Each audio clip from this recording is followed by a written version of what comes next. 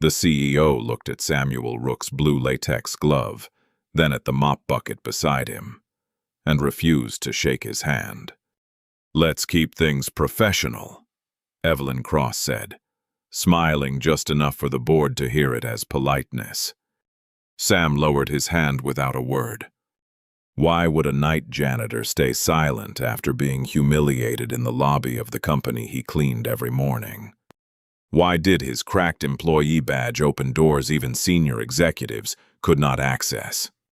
And why did the brass elevator key in his pocket lead to a private archive where one torn shareholder envelope could destroy everything Evelyn thought she owned? Before this story ends, the woman who would not touch his hand will learn that Sam Rook owned 51% of her company and that he had been holding back for a reason money could never explain. The lobby smelled of floor wax and melting snow. Samuel Rook noticed that first, because he always noticed what the building carried in before anyone else arrived. Wet salt from the sidewalks, cold air trapped in wool coats, the faint chemical shine of the marble after a night of buffing. He stood near the east elevators, with a mop handle in one hand and a yellow caution sign folded under his arm. His blue latex gloves were still damp. Snow clung to the edges of his work boots, turning dark against the polished floor. The lobby clock above the reception desk was 4 minutes slow. It had been 4 minutes slow for 3 years. Nobody on the executive floors cared enough to fix it. Evelyn Cross entered with 7 board members behind her. She moved like the morning belonged to her.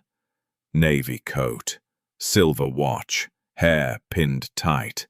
Her assistant whispered names beside her.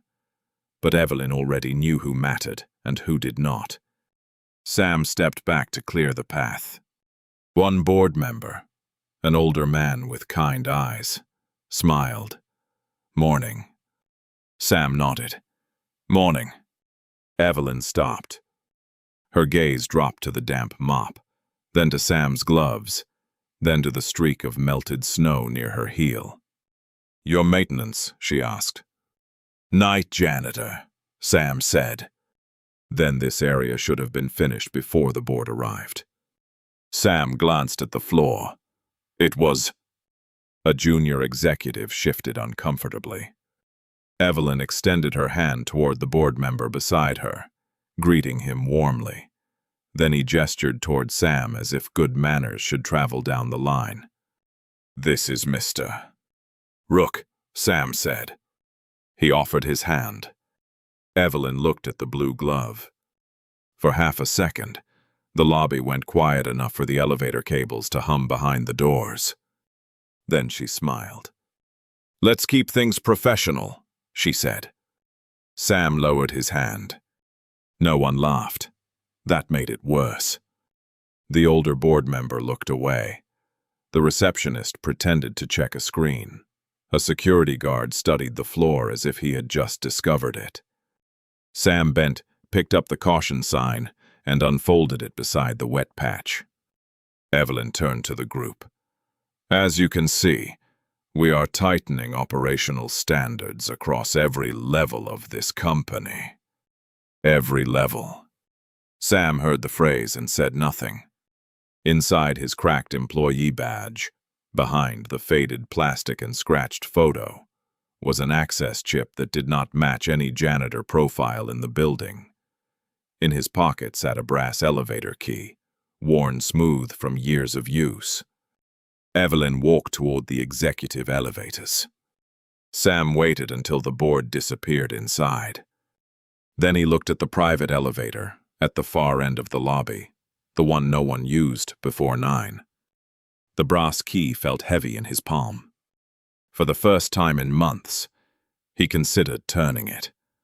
At home, Sam found June awake in the recliner with a blanket over her knees and the television muted. The apartment was on the second floor of a brick building in South Minneapolis, close enough to the bus line that the windows trembled every 20 minutes. A thin knocking sound came from the old radiator near the wall. 3 taps. Pause. 2 taps. June called it the building, trying to remember a song. "You're late," she said. Board came in early. Rich people do that. Makes them feel athletic. Sam took off his snow-damp boots and lined them on a towel by the door. He washed his hands in the kitchen sink, even though he had worn gloves all night. He always washed twice after work, once for dirt, once for the feeling of being handled by the day. June watched him from the recliner. "They cutting hours?" she asked. Sam dried his hands. "No paper yet." "That's not a no."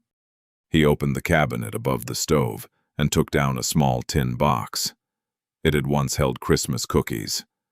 Now it held things he did not know where else to put: old pay stubs, June's hospital parking receipts, a broken key ring, and a folded note from Arthur Bell. June's eyes softened when she saw the box. "You still carry that ghost around?" Sam sat at the table. He wasn't a ghost. He's been dead 9 years. Still wasn't a ghost. He unfolded the note carefully. Arthur's handwriting was rough, as if the pen had moved faster than his hand could manage. "Keep the lights on, for the people who stay late." June shifted under the blanket. Her right leg did not bend well since the accident. On bad mornings, pain climbed her face before she could hide it. "Arthur left you more than a note," she said.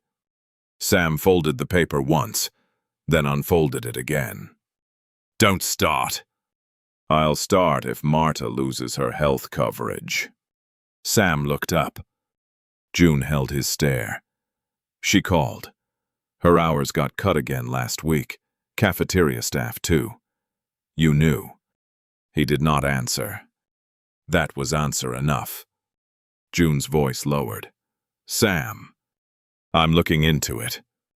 "You've been looking into it for 2 years." He put the note back in the tin, but his fingers stayed on the lid. A torn shareholder envelope lay under the receipts, one corner ripped where he had opened it in a hospital hallway the night Arthur died. 51%. Enough to change a company. Enough to ruin a promise if used wrong. June reached for the remote, missed it by an inch, and tried to hide the wince. Sam stood to help. "I've got it," she snapped. He stopped. Her anger faded as quickly as it came. "Sorry." "No." She looked at the muted television. "You're scared if you step upstairs. You'll become like them." Sam closed the tin box. "I'm scared I waited too long." June did not argue with that. The radiator knocked again. 3 taps. Pause. 2 taps. Sam carried the tin box to his room and set it in the bottom drawer, where promises went when a man was not ready to answer for them. By midnight, the 12th floor belonged to the people nobody saw. Marta wiped down the cafeteria counters with a towel folded into quarters. 2 night cleaners rolled bins past the copy room. Sam worked near the vending machine that always trapped the last granola bar behind the glass, no matter how hard people shook it. "Don't fight it," Sam told Owen Pierce, the junior accountant standing in front of the machine. "It wins." Owen looked embarrassed. "I skipped dinner." Marta reached under the counter and tossed him an apple. "Eat something that had a tree once." Owen caught it with both hands. "Thanks." Sam kept mopping. He liked the building after dark. No perfume from executive hallways. No bored voices. Just wheels, vents, keys, and the low hum of people, doing work that did not photograph well. Marta leaned closer. "They're cutting us again, aren't they?" Sam did not look up. "Maybe." Maybe means yes when men don't want to say yes. Owen shifted beside the vending machine. "There's a staffing review tomorrow." Marta stared at him. "You saw it." "I process attachments. I don't make decisions." Sam rested both hands on the mop handle. His name had been carved into the wood years ago by a bored temp worker who thought it was funny. Sam Rook, crooked letters near the grip. He had kept the handle after the temp quit. "How many hours?" Sam asked. Owen hesitated. "Enough to hurt." Marta laughed once, without humor. "That's a clean little sentence." Sam looked toward the executive elevators. He could go upstairs. He could open the private archive with the brass key in his pocket. He could pull out the shareholder file and end the review before sunrise. Instead, he rolled the mop bucket toward the service hall. Marta watched him go. "Sam." He stopped. "You keep telling us to wait. We're running out of weight." The words followed him down to the basement maintenance room. Owen came 5 minutes later, carrying a folder he should not have had. "I found something strange," he said. Sam wrung out the mop. "Most things are. This has your signature." Sam turned. Owen placed the folder on the metal workbench. It was a board-level authorization form for archived voting records. Samuel Rook was printed near the bottom, not as employee, not as custodian, but as beneficial shareholder representative. Owen's face had gone pale. Why does a janitor have signing authority above the CFO? Sam reached for the folder. Owen pulled it back an inch. "No," Owen said, surprising both of them. "Not until you tell me who you are." From above them came the muffled sound of the executive elevator moving after midnight. Sam looked at the ceiling. Someone else was going upstairs. The executive hallway was too bright after midnight. Sam stepped out of the private elevator, with Owen behind him. Both men quiet as the doors closed.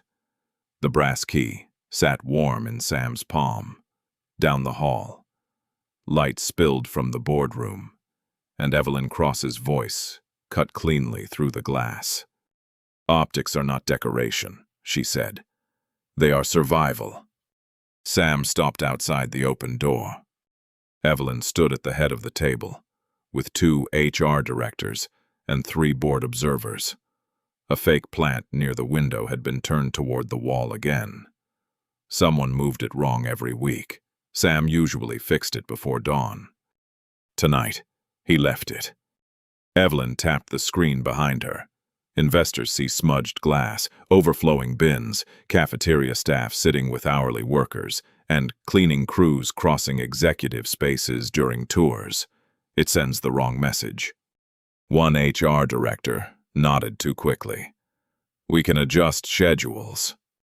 "Adjust is soft language," Evelyn said. "We reduce visible overlap." Owen glanced at Sam. Sam's face did not change, but his fingers closed around the mop handle he had carried upstairs. The carved letters pressed under his thumb. Evelyn turned and saw him. For half a second, annoyance flickered across her face. Then it hardened into control. "Mr. Rook," she said, "this floor is restricted." Sam looked at the conference table. Elevator opened. "That does not answer why you are here." "No." A board observer cleared his throat. "Is there a facilities issue?" Evelyn answered before Sam could. "There is a boundaries issue." She walked toward him. Her heels made small, exact sounds on the polished floor. "You and your team are not to be present on executive levels during investor walkthroughs, not in hallways, not in service alcoves, not within sight lines unless specifically requested." Owen lowered his eyes. Sam said, "Trash still fills up during daylight." "Then it can wait." "Bathrooms, too." Evelyn's gaze sharpened. "Do not be clever with me." "I'm not." "You are making this personal." Sam looked at her hands. Clean nails. No rings except one thin band on her right hand. She had touched the elevator rail coming up and wiped her palm after. There are standards, Evelyn said. This company has lost contracts because clients no longer feel they are entering a premium environment. That part was true. Sam had seen the worn carpet near the west stairs. The lobby brass needed polishing twice a week, not once. The cafeteria ceiling had a brown leak mark nobody wanted to own. Evelyn was not wrong about decline. She was wrong about who carried it. "I can fix floors," Sam said. "Can't fix how you see people." The room went still. Evelyn stepped closer. "You are excused." Sam's jaw tightened once. He felt the day's restraint gather behind his teeth. His right hand slid inside his pocket and found the blue latex gloves folded there from the morning. He squeezed them until the damp rubber stuck to his skin. Then he nodded. On the way out, he passed the lobby clock feed on the security monitor. 4 minutes slow. Just enough time for a company to pretend it was not already late. By lunch, the cut list had a name: Efficiency Alignment. Evelyn put it on a slide in the main cafeteria, where the hourly staff had been told to gather between shifts. The room smelled of reheated soup, floor cleaner, and coffee burned down to the bottom of the pot. Marta stood near the serving line with her apron still on. 2 cleaners from Sam's crew leaned against the back wall. Owen held a folder tight against his chest, looking like a man who had read too much and slept too little. Sam stood beside the trash station. He could feel the torn shareholder envelope inside his jacket pocket. Evelyn stood at the front with HR beside her. "No one is being dismissed today," she said. A few people exhaled. Then she continued. "We are restructuring hours to match operational visibility, client needs, and cost discipline." Marta muttered. "There it is." Evelyn clicked the remote. Names appeared in small print. Cafeteria hours reduced. Night cleaning consolidated. Benefits eligibility reviewed after the next payroll cycle. Marta's face changed when she saw her line. "My son's medicine is on that insurance," she said. Evelyn kept her tone calm. "HR will discuss individual situations privately." Privately doesn't fill a prescription. A murmur moved through the room. Sam looked at Marta's hands. She had flour under one fingernail and a burn mark near her wrist from the soup warmer. She had fed half this building on days executives forgot. The people below them had bodies. Owen stepped beside Sam. "You can stop this." Sam did not move. "Mr. Rook," Owen whispered. "How much worse does it need to get?" Sam's fingers closed around the envelope. If he revealed himself now, the cuts would stop. But the missing vendor payments, the false maintenance reports, the board signatures routed through shell approvals, all of it might vanish before he could prove who had been bleeding Arthur Bell's company from the inside. Then Evelyn saw him. "Mr. Rook," she said, loud enough for everyone. "This meeting is for affected staff, not spectators." Marta turned. "He is affected staff." Evelyn's eyes sharpened. "Then he can listen, without creating tension." Sam said, "They need their hours." Evelyn smiled, but nothing in her face warmed. "And this company needs people who understand their role." The room went quiet. She nodded to security. "Collect his badge." Owen stepped forward. "Ms. Cross, I don't think." "Now." A security guard approached Sam with one hand out. Sam unclipped the cracked employee badge from his shirt. As he did, the torn shareholder envelope slipped from his jacket and landed near his snow-damp boots. Owen saw the seal first. Then, the older board observer near the coffee urn did. Evelyn looked down. For the first time since entering the cafeteria, She stopped speaking before she meant to. Sam picked up the envelope, but not fast enough. The room had already seen the name printed across the top. The envelope lay in Sam's hand with one corner torn open. Nobody in the cafeteria moved. The seal at the top belonged to Bell Meridian Holdings, the company that owned everything above their heads: the marble lobby, the executive floors, the cafeteria ovens, the cleaning contracts, even the parking garage where night staff waited for rides in January wind. Evelyn's eyes stayed on the paper. "Where did you get that?" she asked. Sam did not answer. Owen stepped forward, pale but steady.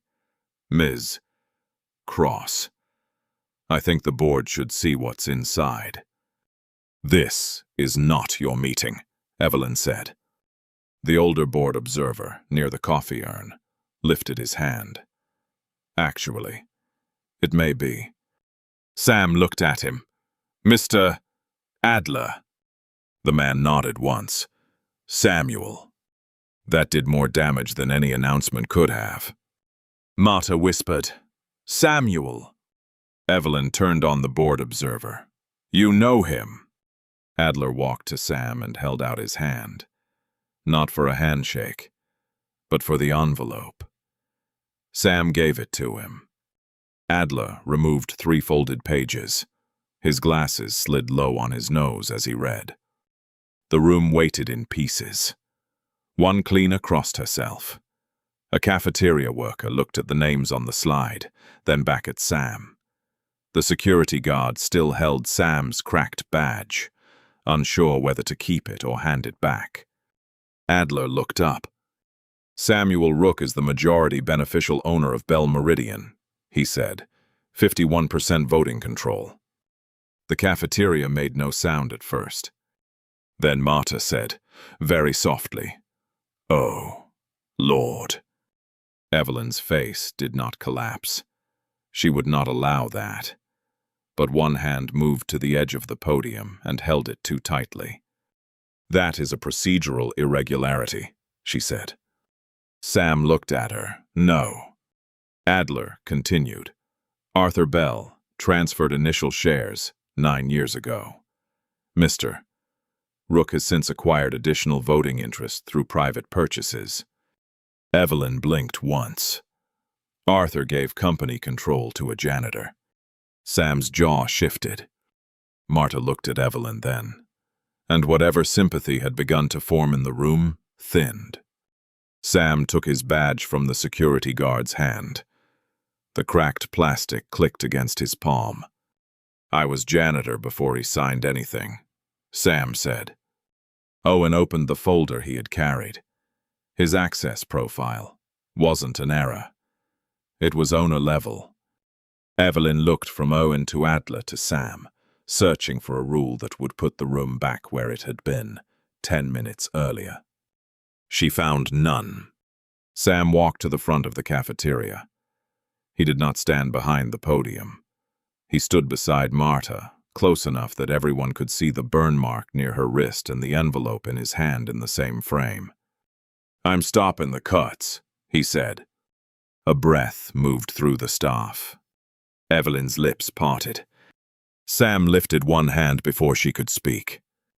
"You're staying," he said, "and you're going to hear every person on that list tell you what your slide costs." Evelyn stared at him. For the first time that day, she looked less like a CEO and more like a woman trapped inside the shape she had built. The cafeteria did not become joyful. That surprised Owen most. He had expected cheers after Sam stopped the cuts, maybe applause, maybe Marta crying into her apron while Evelyn Cross stood there with her perfect suit and broken authority. Instead, people looked tired. Relieved, yes, but tired in the way people get when they realize the danger was real, not imagined. Sam stayed beside the coffee urn after the meeting ended. Employees came forward one at a time, not to thank him exactly, but to tell him what had almost happened. A cleaner named Paul would have lost his bus pass reimbursement. A cafeteria cashier had already postponed dental work twice. Marta said nothing at first. She only untied her apron, folded it, and set it on the counter. Then she looked at Sam. "You waited too long." The words were not cruel. That made them harder. Sam nodded. "I know." Owen stood nearby with the folder under his arm. "You were gathering evidence on the vendor fraud, weren't you?" Sam looked at him. Owen swallowed. "The shell approvals. The maintenance invoices. I saw enough to know something's wrong." "Enough isn't done," Sam said. "No, but people almost got hurt while you waited for done." Sam glanced toward the doorway. Evelyn stood outside the cafeteria, half hidden by the frame. She had not left. She had heard Marta speak about her son's medicine. She had heard Paul say he would have picked rent over insulin. She had heard a dishwasher admit he had already started looking for overnight warehouse work. For once, she had no slide to stand behind. Sam's phone buzzed. "June." He stepped into the hallway and answered. "You did it?" she asked. That means yes, but you're ashamed." Sam leaned against the wall. "Should have done it earlier." June was quiet for a moment. "Yes." He closed his eyes. Then she added, "But earlier's gone. Don't worship it." Across the hallway. Evelyn looked at her reflection in the dark glass of a display case. Her posture remained straight, but her face had lost its hard shine. Marta came to the doorway carrying a tray of leftover rolls. "Take one," she told Sam. "I'm fine." "Sam." He took one. Marta looked past him at Evelyn. She heard. "Yeah." "Good." Evelyn's eyes lifted at that. Marta did not soften. Hearing is cheaper than fixing. Sam took a slow breath. "Then we make her fix." Evelyn looked down. In the glass behind her, the lobby lights reflected like a row of small rooms she had never entered. Evelyn cross-washed her hands for almost a full minute. The executive restroom smelled of sharp lavender soap and cold water running too long.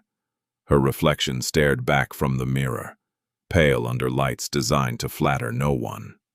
A faint streak of floor wax marked the side of her right shoe. She had no idea how long it had been there. She scrubbed harder, then stopped.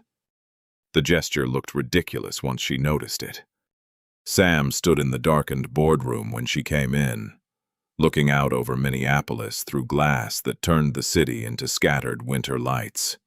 He had not taken the head chair. He stood beside it. Evelyn closed the door. I reviewed the cuts. Sam did not turn. "You heard them first." "Yes." "Different thing." Her mouth tightened. "I know."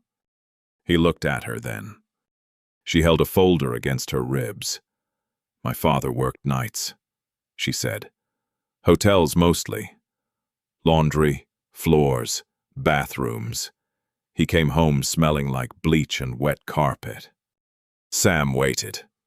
"I hated it," she continued. "Not him. The way people talked over him. The way managers called him by the wrong name, because correcting themselves would have taken effort." Her fingers pressed into the folder. "So you got upstairs," Sam said. "Yes." "And started looking down." Evelyn flinched, but she did not deny it. For once, her voice came without polish. "I thought if the company looked clean enough, sharp enough, expensive enough, no one could ever put me back there." Sam looked toward the conference table. "You put other people there instead." She opened the folder and slid out an old employment record. The paper had been scanned badly. Half the date stamp was crooked. "My father worked here," she said. For Arthur Bell. Before I knew what this company was. Sam took the page. Lewis Cross, night porter. Temporary winter staff. Arthur had written one note in the margin. Reliable. Stays late without being asked. Evelyn looked at the handwriting, like it had reached across years and touched something she had locked away. I didn't know, she said. Sam set the paper down gently. Now you do. I'm sorry. He gave her no comfort for that. Evelyn swallowed. What happens to me? Sam looked at the empty head chair, then back at her. That depends on whether sorry is the part you say, or the work you start. Outside the boardroom, the building hummed through its night systems. Somewhere below, someone rolled a trash bin across tile. Evelyn looked toward the sound. For the first time, she did not seem annoyed by it. The private archive smelled like dust, toner, and old cardboard. Sam unlocked it with the brass elevator key at 2:17 in the morning. Evelyn followed him inside without speaking. Marta came too, still in her coat, because Sam had asked her to witness whatever came next. Rows of gray file cabinets lined the room. At the far end, beneath a narrow window crusted with frost, sat Arthur Bell's original desk. It was smaller than Evelyn expected.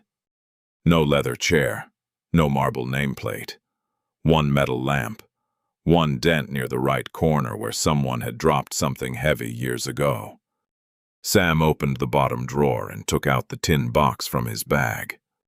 From inside, he removed Arthur's note. Keep the lights on for the people who stay late. The paper had softened along the folds. One corner carried a small brown stain from coffee or time. Evelyn read it once, then again, as if the words might change into something easier. Sam placed another file beside it. Louise Cross, night porter. Temporary winter staff. Marta leaned closer. Your father. Evelyn nodded, but her eyes stayed on Arthur's handwriting in the margin. Reliable. Stays late without being asked. Her face tightened around the sentence. Sam opened a second folder. Arthur left me the first shares after the winter power outage. Evelyn looked up. Generators failed, Sam said. Pipes froze on 8 floors. Payroll servers nearly went under. Most executives were home. Night staff stayed. Cafeteria, cleaning, security, maintenance. Marta whispered. Nobody talks about that. No, Sam said, because nobody important got cold. He slid a photograph across the desk.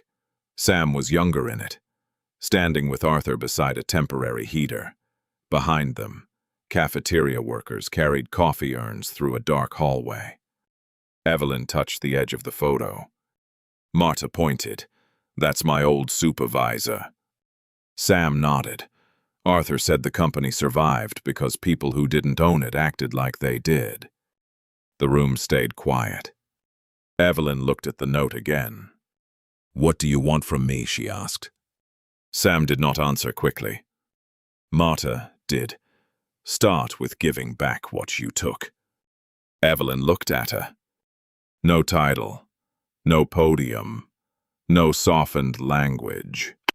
Just Marta in a winter coat with tired eyes. Evelyn folded her hands once, then let them separate. I'll restore the hours. Sam watched her. And benefits, Marta said. Evelyn nodded. And benefits. Sam picked up Arthur's note and returned it to the tin. Tomorrow, he said. Evelyn looked toward the frozen window. No. Tonight. That was the first thing she had offered, before being forced. By sunrise, the lobby smelled of floor wax and melting snow again. Sam was changing the trash bag near the reception desk when Evelyn Cross entered without her assistant, without the board, without the hard sound of people rushing to follow her. She carried a folder in one hand. Sam tied the bag, lifted it from the bin, and set a clean liner inside. "You could have fired me last night," Evelyn said. "Could have. You still can." "Yeah." He did not say it with threat. That made it harder for her to stand there. Across the lobby, Marta arrived in her winter coat, reading the email on her phone. Her mouth opened once. Then she looked at Sam. Hours restored. Benefits restored. Executive bonus pool suspended. Evelyn had signed it at 3:42 a.m. June came through the revolving door a few minutes later, leaning on her cane. Sam had told her not to come. She had ignored him because ignoring him was one of her few remaining hobbies. Evelyn walked to Sam. This time, she offered her hand first. The lobby noticed. Sam looked at her hand. Clean nails, no gloves, no speech. He could have let her stand there until shame did its work in public. He could have made every executive watch what it felt like to be refused. Instead, he shook her hand once. Briefly. Then he let go. "Start with the night crew," he said. Evelyn nodded. "I will." Sam picked up the trash bag and carried it toward the service hall. Before leaving, he stopped in the boardroom and turned the fake plant back toward the window. No one saw him do it. In the break room, a copy of Arthur Bell's note had been taped beside the schedule. "Keep the lights on for the people who stay late." The original stayed in Sam's tin box. The lobby clock still ran 4 minutes slow. Sam did not fix it that morning. Some things could wait one more day if people finally could not. June watched him from a bench near the elevators. "You staying, owner?" she asked. Sam looked at the mop handle with his name carved crooked near the grip. "Don't know yet." "You staying, janitor?" He almost smiled. Tonight. Outside, snow melted along the curb. Inside, the marble floor shone under the morning lights. But this time the shine did not feel like something covering dirt. It felt like work someone had chosen to see. Have you ever been treated like your job made you less worthy of respect? Sam could have used his power to humiliate Evelyn the way she humiliated him, but he chose something harder. He made her repair the damage where it actually hurt people. Tell us in the comments, would you have shaken Evelyn's hand after what she did? Or would you have walked away? If this story touched you, please like, subscribe, and turn on notifications for more emotional stories about dignity, family, and second chances. And remember, the person cleaning the room may understand its true value better than anyone sitting at the head of the table.